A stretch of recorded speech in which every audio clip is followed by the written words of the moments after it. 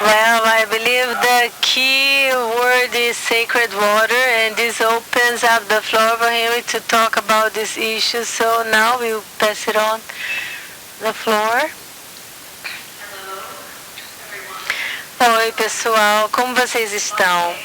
Foi um dia bem comprido, então eu vou passar só 10 minutos, vocês podem contar o tempo. Eu vou usar aqui a minha amiga para traduzir o que eu vou estar dizendo. Bem, tentando traduzir um pouco do que ela vai trazer. Eu estou traduzindo.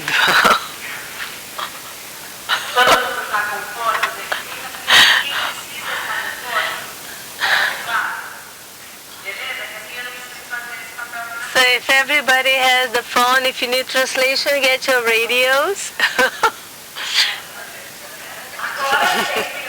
I'm here.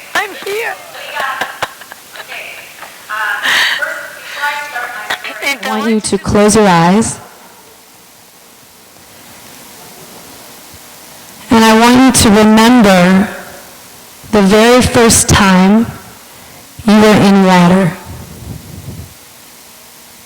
I want you to remember the feeling you had, the first moment you can remember being in water.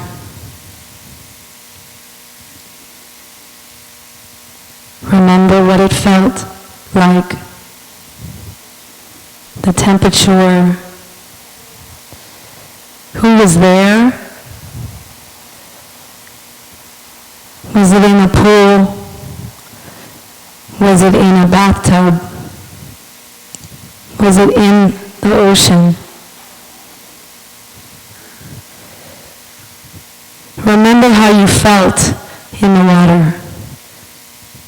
Maybe you were scared, or anxious, or happy. And bring that moment to life in all its details. No need to decide whether the memory is good or bad.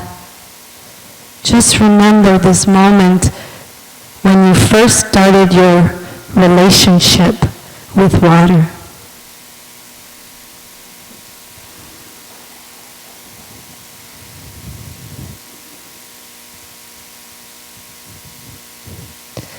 You can open your eyes. Our relationship with water is the relationship with ourselves. And how that evolves is how we evolve. Our hearts are 77% water. Your heart is made up of 77% water. Your brain is 85% water. Your muscles and blood are over 80% water. Even your bones are 30% water. Like we talked about, the earth is made up of water. And my belief, the story I will tell, is how can we use water as our medicine to heal ourselves, to strengthen ourselves. At 12 years old, I was a gymnast. I thought I would be in the Olympics someday, but I wasn't very good. I was a runner, an athlete, just an extreme athlete. I did any sport I could. And I started to have severe pain in my back. We went to the doctor and found out that I had severe scoliosis. So I had a curve in my neck, the middle of my back, and my lower back. My hips were twisted, and one leg was significantly longer than the other. The doctors told me that I was lucky, that I was only a few degrees away from getting a metal rod in my spine. What they also told me is that you can't cure this. You will always have a twisted spine. Your legs will always be uneven.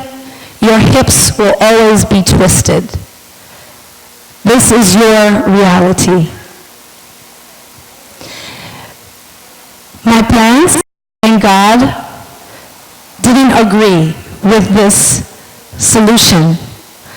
I started to be treated by a chiropractor 3 times a week. And I went every day after school. I was 12. And we had to do it fast because my bones were starting to ficar duro, né? They were starting to turn into permanent bones. So we had to go a very fast treatment. I was taken out of gymnastics. I couldn't run anymore. Barely even walk fast they would let me do.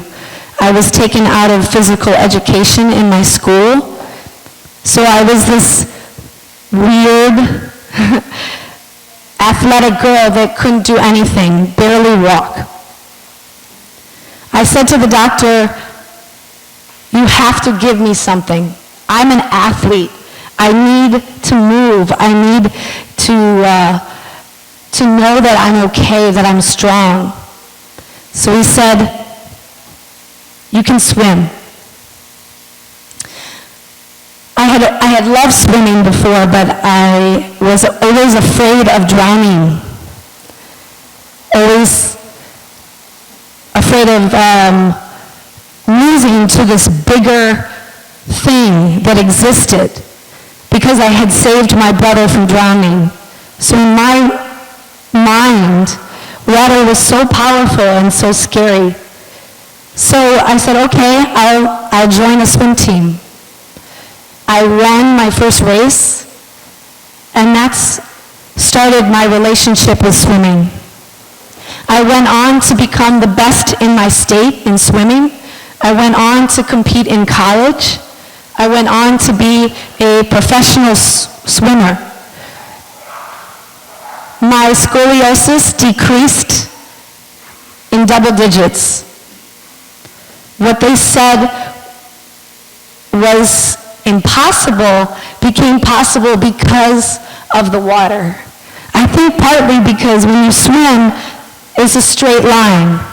Every day, stroke after stroke, 8,000 yards, 9,000 yards, swimming, twice a day, reminding me that there's a straight line below me, that I'm supported and that I'm strong. Fast forward 10 years, I started to teach swimming in New York. Cycling in the water. It's called aquacycling. Cycling in the water. Just to women. And what I noticed was women came for exercise, to be thin. But what they got from water was something bigger. They realized that water is a container for our emotions. Water doesn't judge you and say, stop crying, don't be angry, don't be happy. It just holds space without judgment for you to be who you are. And so what I'm creating now is a project called Women in Water. Is how do we take the lessons from India and from Africa and from Brazil and from the U.S. of how do we treat water sacred every moment when we cry? How do you know and say thank you for the tears? Thank you, water. When you drink water, how do you bless it? When you go to the bathroom, right? When you take a shower, when you're in water, because it's liquid gold. Our next wars will be fought over water.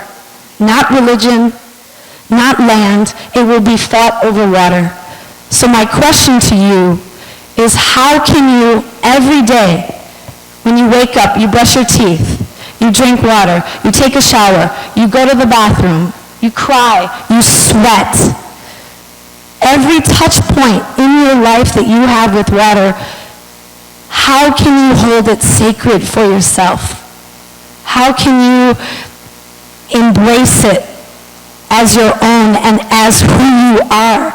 Because your relationship with water is your relationship with yourself. That's what I realized. I was afraid of water because I was afraid to be who I was. And as I've evolved, so has my relationship with water. So what I leave you with is, think about that. Is your relationship with water, isn't that good or bad? Maybe you had a very terrible experience. Maybe you can't swim.